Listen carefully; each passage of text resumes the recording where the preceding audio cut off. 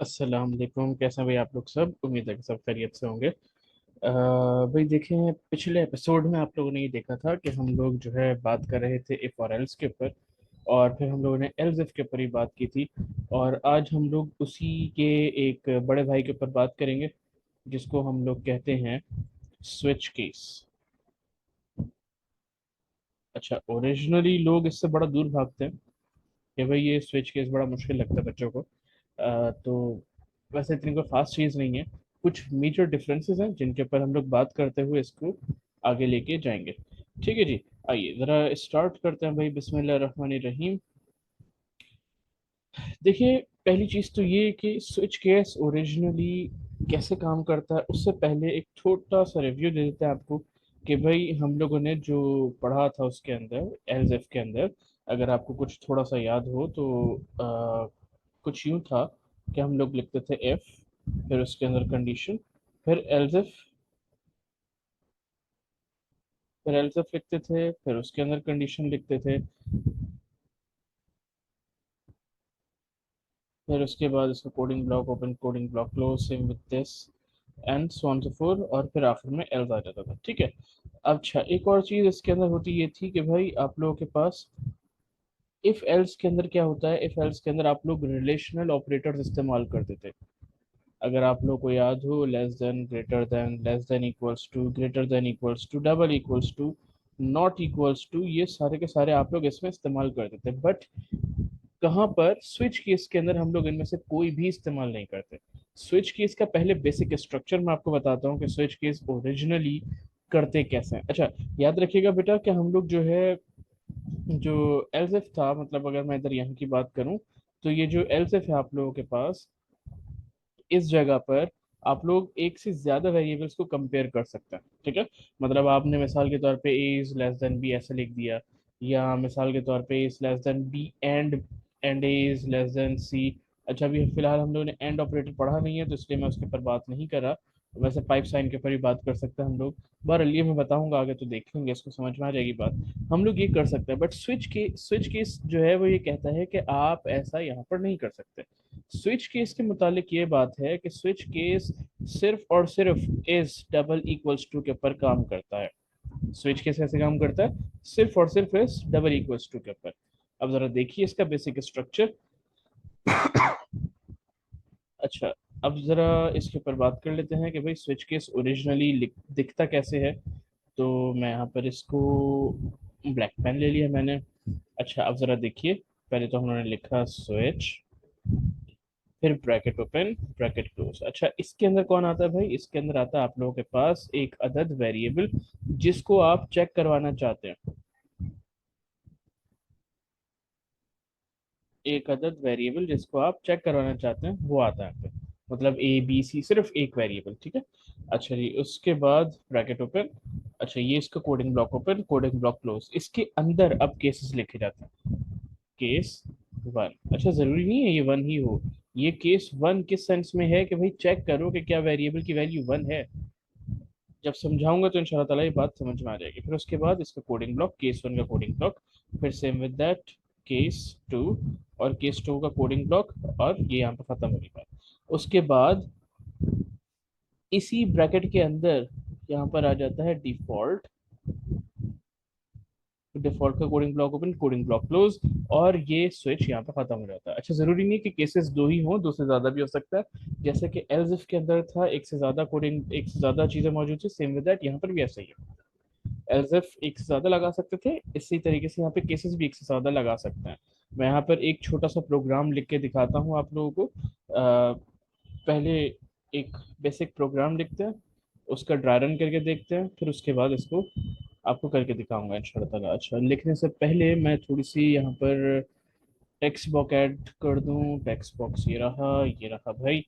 अब मैं यहाँ पर आप लोगों के सामने कोड लिख रहा हूँ। अच्छा, अब बिल फर्ज मैंने एक अदर इंटीजर लिया, इंटीजर ए कोई भी। ठीक है। उसके बाद मैंने लिखा switch, S W I T C H. अच्छा, सारी चीज़ें स्मॉल होंगी। ये पता है आप लोगों को कि यहाँ के मामलात ये ऑटोमेटिकली बड़ा कर देता है, उसको कैपिटलाइज्ड कर देता है फर्स्ट वर्ड। ठीक है। तो इस वजह से इसके अंदर ये मामला होते हैं। अच्छा जी, फिर मैंने लिखा इधर प्रिंट एफ, और मैंने लिख दिया मिसाल के तौर पे we are in first case,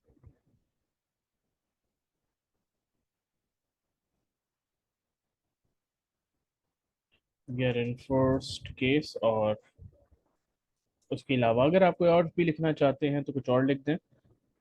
मिसाल के तौर पे मैं इसी लाइन को दोबारा लिख देता हूँ। मतलब जितनी भी चीज़ें आप लगाना चाहे लगा दें। फिर लास्ट में आप लगाते हैं इसके अंदर ब्रेक। अच्छा, ये ब्रेक क्या काम करता है मैं बताऊंगा इसके बारे में। फिलहाल इसको आप समझ लीजिए कि इसका ही पार्ट है।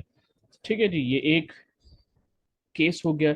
इसी तरीके से आप मल्टीपल केसेस लिख सकते हैं, दूसरा केस, तीसरा केस, चौथा केस। ठीक है, अब आप इसको इस तरीके से कर सकते हैं। अब मैंने यहाँ पे 45 लिखा था, मिसाल के तौर पे 2 कर देता हूँ। ठीक है, we are in second case. ठीक है, इस तरीके से आप इसको कर सकते हैं यहाँ पर काम। मैं इस लाइन को यहाँ से हटा देता हूँ। फिर इसी तरीके से मिसाल के तौर पे मैंने कहा कि भाई ये 5 है, तो हम लोगों ने कहा केस थर्ड। मतलब जैसे भी आप इसको चेक करना चाहें कर सकते हैं। जरूरी नहीं है कि जो है जो यहाँ पर वैल्यू लिखी है वही नीचे लिखे, आपकी मर्जी है। प्रिंट एफ आपकी अपनी लाइन होती है, आप जैसा चाहो इसको इस्तेमाल कर सकते हो।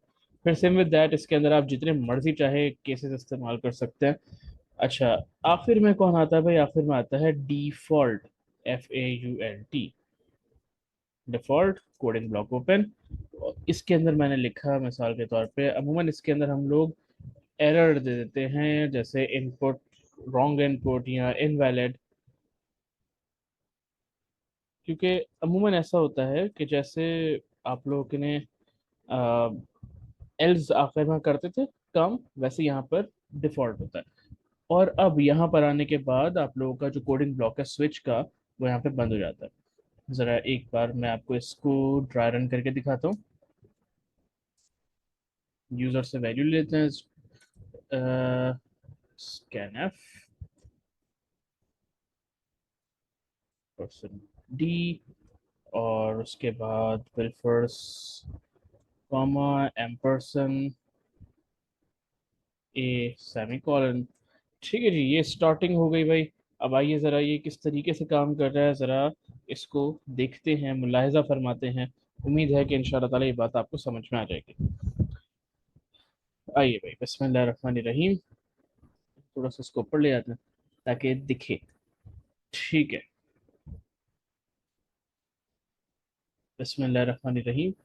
इंटीजर ए, रैम के अंदर एक वेरिएबल डिक्लेयर हो गया ए नाम का, जिसकी वैल्यू, अच्छा पेन रख लेता हूँ कोई, कोई और कलर का पेन अगर मुझे मिल जाए अवेलेबल हो, ग्रीन। हाँ ठीक है। ठीक है जी। अच्छा भाई, यूजर ने जो है मिसाल के तौर पे वो स्क्रीन के ऊपर कर्सर ब्लिंक करा था। बिलफर्स यूजर जो है वो वैल्यू दे देता है 5 बिलफर्स। ठीक है, जैसे यूजर ने 5 वैल्यू इनपुट की और ये वैल्यू कहाँ पर चली गई भाई? वैल्यू लेके चले जाओ, परसेंटेज डिजिट वैल्यू लेके चले जाओ कहाँ पर? एड्रेस ऑफ ए। तो रैम में गया, रैम में जाने के बाद एक एड्रेस पर, और ए की वैल्यू जो भी थी वो हटाकर 5 हो गई। ठीक है जी। उसके बाद आ गया स्विच के ऊपर, चेक करो, किसको चेक करो भाई? ए को। अगर जरा गौर करें तो मैं ए को गंदा गंदा कर देता हूँ ताकि आपको याद रहे कि भाई इसकी बात करें। ठीक है। अच्छा, ए को चेक करो, सिर्फ और सिर्फ एक वेरिएबल को चेक किया जा रहा है। ठीक है जी। उसके बाद आ गए भाई, चेक करो कि क्या ए की वैल्यू 145 है। बेसिकली यहाँ पर मैं इसको थोड़ा सा और किसी और कलर से लिख रहा हूँ, ब्राउन से लिख देता हूँ। क्या चेक करो कि क्या ए जो है वो डबल इक्वल्स है किसके? 145 के। ये चेक कर रहा है। हम लोग यूं नहीं लिखते। हम लोगों का काम ये नहीं है कि हम लोग इसको इस तरीके से लिखे। हमारा काम ये है कि हम यूं लिखते हैं, ऑटोमेटिकली चेक ये यूं करता है। ये चेक करेगा कि क्या ए की वैल्यू 145 है, उसको पता चला कि नहीं भाई ऐसा तो नहीं है। तो फिर ये कहाँ जाएगा? केस 2 के ऊपर। अब केस 2 में क्या लिखा हुआ है कि ए की वैल्यू चेक करो कि क्या ए की वैल्यू 2 है। तो इसको पता ही चला कि भाई ए की वैल्यू तो 2 नहीं है। अगर आप ज़रा गौर करें तो ए की वैल्यू जो है वो 2 तो नहीं है। तो ये भी क्या हो गई भाई? ये कंडीशन भी हो गई आप लोगों के पास फॉल्स। फिर क्या आया कहाँ पर भाई? केस 5 पे। तो इसको भी ये पता चला कि क्या ए की वैल्यू जो है वो 5 है।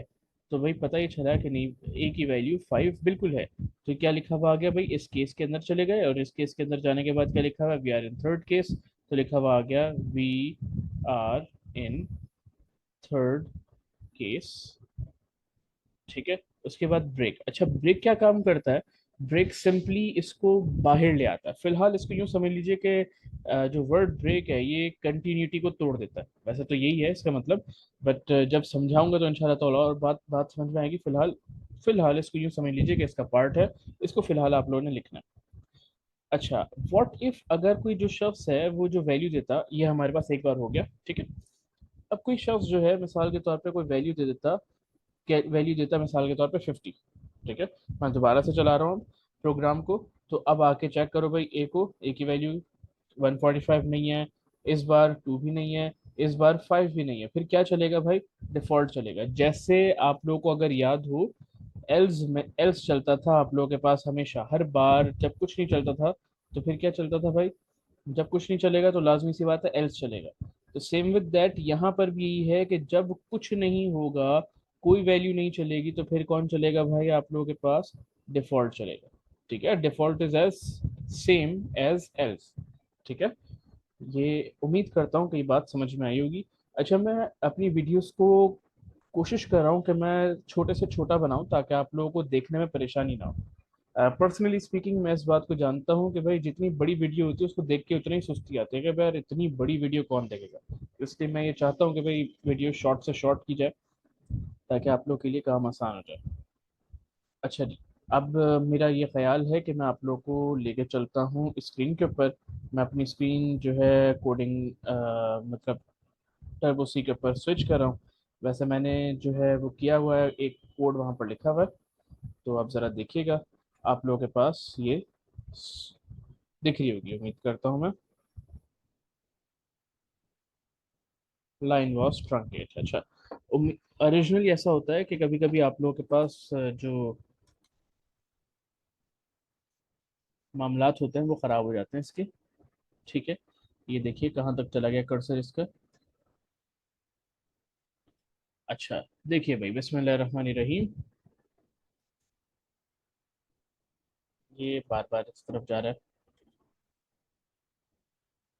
देखिए बेटा, यहाँ पर हम लोगों ने वही बेसिक स्ट्रक्चर लिखा हुआ है, wide main void integer clear screen. उसके बाद यूज़र से नंबर मांगा गया, यूज़र से वैल्यू ली गई। स्विच चेक करो ए को, क्या ए की वैल्यू 34 है? अगर है तो क्या लिख दो? It is 34 break. फिर उसके बाद केस टू, अच्छा ज़रूरी नहीं केस टू ही हो, आप इसको 20 कर सकते हैं, तो मैंने लिख दिया इट इज़ 20। मर्जी है आपकी, आप कुछ भी लिख सकते हैं। फिर उसके बाद ये करने के बाद ब्रेक, फिर उसके बाद एट द एंड अगर कुछ नहीं होता तो डिफॉल्ट। और डिफॉल्ट के बाद क्या लिखा हुआ है भाई? डिफॉल्ट के बाद मैंने लिखा है आउट ऑफ स्विच। अच्छा, ज़रा गौर कीजिएगा, मैंने यहाँ पर एक ब्रैकेट नहीं क्लोज किया। क्या, कौन सा ब्रैकेट भाई? ये जो, ज़रा अगर आप गौर करें तो स्विच के बाद ये देखो कोडिंग ब्लॉक स्टार्ट हो रहा है, और ये कोडिंग ब्लॉक यहाँ पे बंद ही नहीं हो रहा, तो इसको मैं बंद करूंगा। अब मैं इसको ज़रा चलाता हूँ, कंट्रोल F9।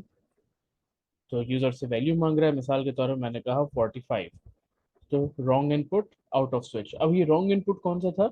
ये जरा गौर करें तो रॉन्ग इनपुट कहाँ था भाई? ये एंटर्ड रॉन्ग जो था ये कहाँ पर लिखा गया? डिफॉल्ट में। तो जरा गौर करो बेटा, तो डिफॉल्ट चल रहा है। ठीक है जी, तो अब हमें पता ही चला कि भाई डिफॉल्ट तो चल रहा है। यहाँ चलो ये काम करते हैं, इसके अंदर लिख भी देते हैं NDFAULT, इन डिफॉल्ट। ठीक है, सॉरी। अच्छा जी, मैं इसको यहाँ पर भी एक अदद बैक स्लैश n लगा देता हूँ। ज़रा दोबारा से चला के देखते हैं। अब इस बार मैंने वैल्यू दी मिसाल के तौर पे 20, तो फिर क्या लिखा हुआ है? It is 20 out of switch, वही केस टू चल गया इधर। ठीक है, अब अगर मैं दोबारा से चलाता हूँ और इस बार मैं वैल्यू देता हूँ इसको 34, तो वैल्यू आ जाएगी 34, it is 34 out of switch. अगर जरा गौर किया जाए तो हमें ये पता चला कि भाई ये क्या कर रहा है, ये इक्वालिटी चेक कर रहा है कि क्या ए की वैल्यू जो है वो 34 है या नहीं है। ठीक है भाई, जो कि मैंने अभी आपको बात पावर पॉइंट पे समझाई थी। ठीक है जी, उम्मीद करता हूँ कि ये बात समझ में आई होगी। अब एक सवाल है कि भाई सिर्फ दो ही केसेस बनेंगे? नहीं भाई, मल्टीपल केसेस बना सकते हैं।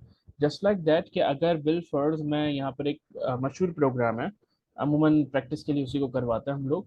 तो जस्ट लाइक दैट कि आप यूज़र से वैल्यू लीजिए 12 तक में, अगर यूज़र वन प्रेस कर दे, जैसे मिसाल के तौर पे यूज़र वन प्रेस कर दे, तो लिखा हुआ आ जाए इट इज़ जनवरी। ठीक है जी, अच्छा, इसके बाद अगर यूज़र 2 प्रेस कर दे तो लिखा हुआ आ जाए फैब। इसी तरीके से 3 के ऊपर क्या हो जाएगा भाई, 3 के ऊपर मार्च आ जाएगा, and so on so fourth. 12 महीनों को आप इस तरीके से कर सकते हैं। बट अगर 12 के अलावा कोई कर देगा तो इनपुट रॉन्ग आ जाएगा, या कुछ भी आप उसको मैसेज दे सकते हो कि भाई आपने गलत इनपुट दिया है, या महीने 12 ही होते हैं, कुछ भी आप मैसेज दे सकते हैं उसको। उसके बाद ये आउट ऑफ स्विच की स्टेटमेंट लिखने का मतलब ये है कि सिर्फ ज़रूरी नहीं है कि प्रोग्राम में सिर्फ और सिर्फ एक बार स्विच ही चलेगा, इसके अलावा भी बहुत कुछ है चलने वाला, तो आप उसको आराम से चला सकते हैं। मतलब इसके नीचे भी कुछ ना कुछ आप लिख सकते हैं, इसमें कोई मसले वाली बात नहीं है। अच्छा, अब ज़रा चला के देखते हैं भाई। Control F9। तो मिसाल के तौर पर मैंने वन इनपुट किया तो it is Jan and out of switch. What if अगर मैं यहाँ से ब्रेक हटा दूँ, ओरिजिनली जो ब्रेक है बेटा, मैं यहाँ पर इसको हाईलाइट कर दूँ थोड़ा सा, तो ज़रा गौर कीजिएगा। तो ओरिजिनली जो ब्रेक है, ब्रेक एक अदद कीवर्ड है।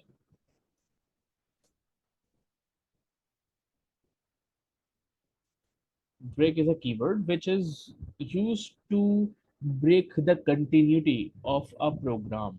जैसे स्विच है, ये स्विच के अंदर अगर मैं ब्रेक नहीं लगाऊंगा तो फिर क्या होगा, ये एक कंडीशन को ट्रू करेगा, दूसरी को भी ट्रू कर जाएगा। मिसाल के तौर पे जरा समझिएगा इस चीज को, कि अगर बिल फर्स्ट केस वन जो है वो ट्रू है, सही है, और ब्रेक नहीं लगा हुआ, तो वो क्या करेगा, केस टू को भी लिख देगा और डिफॉल्ट को भी लिख देगा।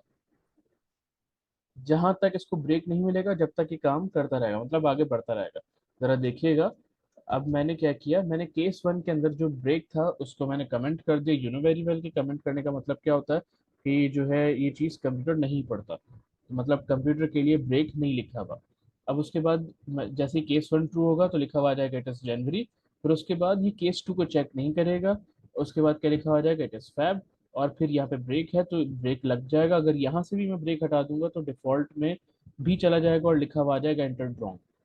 मैं चला के दिखाता हूँ और इस बार मैं कंडीशन वन ट्रू करूंगा। ठीक है, जरा देखिएगा। Control F9। मैं वन प्रेस कर रहा हूँ तो जरा देखिए, it is January, it is Feb, out of switch. समझ में आ रही भाई कि कहना क्या चाहता है ये कह रहा है कि अगर आप ब्रेक नहीं लगाएंगे तो भाई मैं सबको चेक करता हुआ चला जाऊंगा। एक कंडीशन ट्रू हो गई तो बाकी सारी भी मैं ट्रू कर दूंगा। ठीक है, ये चेक नहीं करेगा बाकी कंडीशंस को, बस उनको ट्रू कर देगा। जैसे कि अगर मैं यहाँ पर एक और बार आपको करके दिखाता हूँ बिलफर्स, कि मैं इस ब्रेक यहाँ से भी हटा देता हूँ। ठीक है, मैंने ब्रेक जो है वो इस केस से भी हटा दिया। तो अब ज़रा देखिएगा कि क्या होता है। अब दोबारा चलाते हैं इसको। दोबारा चलाने के बाद अब मैंने वन प्रेस किया तो देखो, जनवरी, फरवरी, एंटर रॉन्ग एंड डिफॉल्ट, फिर आउट ऑफ स्विच सारे चल रहे हैं। अगर मैं बिल फर्स टू वैल्यू देता हूँ इसको तो फिर इट इज़ फैब, फिर डिफॉल्ट भी चल रहा है। क्यों भाई डिफॉल्ट क्यों चल रहा है, क्योंकि ब्रेक काम नहीं कर रहा वहाँ पर। ब्रेक हम लोगों ने वहाँ से हटा दिया। तो break is used by the programmer to break the continuity of a code। Continuity को तोड़ने के लिए हम लोग ब्रेक को इस्तेमाल करते हैं। उम्मीद करता हूँ कि भाई ये बात समझ में आई होगी। प्रैक्टिस करने के लिए कीजिएगा आप लोग के, जैसे मंथ्स हैं, इसी तरीके से आप लोग के पास डेज है, इनको प्रैक्टिस करें। एक सवाल आप इफ एल्स के ऊपर बनाएं, उसी को स्विच केस के ऊपर कन्वर्ट करें। ठीक है, ये आप आराम से काम कर सकते हैं। वैसे मेरी कोशिश होगी कि मैं नेक्स्ट वीडियो के अंदर आपको एक सिंपल कैलकुलेटर बनाना सिखाऊं, ताकि आप लोग उसके ऊपर काम कर सकें। अच्छा, एक की पॉइंट मैं आपको बता रहा हूँ जो ज़्यादातर बच्चों को नहीं पता, वो ये है कि जो आप लोगों के पास स्विच केस है, it only work on integer and character, ये फ्लोट के ऊपर काम नहीं करता। ठीक है, इसी तरीके से जो अल्हम्दुलिल्लाह, सॉरी, इसी तरीके से जो इफ एल्स है वो आप लोगों के पास सबके ऊपर काम कर सकता है, बट जो स्विच केस है वो फ्लोट के ऊपर, मतलब पॉइंट वाली डेसिमल्स के ऊपर काम नहीं करता। ये बात को याद रखिएगा। इन सारी चीज़ों के ऊपर प्रैक्टिस कीजिएगा बेटा। उम्मीद करता हूँ कि आप लोग को ये बात समझ में आई होगी। Thank you so very much. अल्लाह हाफिज़।